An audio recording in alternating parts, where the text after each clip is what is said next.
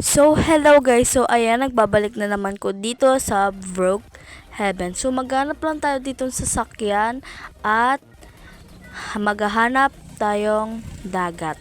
So, ayan guys, lagay ko lang yung pangalan ko at magbabiyahe na tayo habang naghahanap ng dagat. So, ayan guys, nakikita nyo naman ang dilim na kasi is 12:18 a.m. na. So, madaling araw.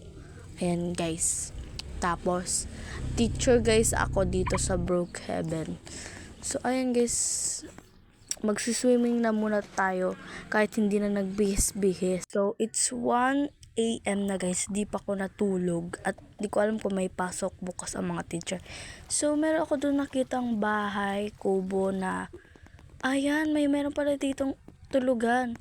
So, baka hindi ako makatulog na maayos kasi sobrang init dito. So, try natin kung makatulog tayo. So, hindi talaga. So, pupunta na lang tayo dun sa sasakyan ko. Dun na lang ako matutulog. So, ayan guys. Meron ditong, So, let's go guys. Pupunta tayo dun sa sasakyan ko kasi dun na lang ako matutulog. Oo. So, ayan guys. Nandito na ako sa sasakyan para matulog na lang. Para makatulog na ako na maayos. So, ayan. So, nakakagising na pala ako ng 3 a.m. kasi pupunta na tayo sa classroom para i-check. So, ayan guys. Papark lang natin tong maayos. So, ayan nga. So, ayan.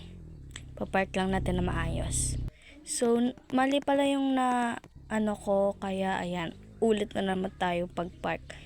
So, pantay lang natin para okay. So, ayan na guys. Pupunta na ako sa classroom. Ito pala yung classroom ko at magbibis lang kong pang teacher. Ito na siya. Diba ang sexy ko dito?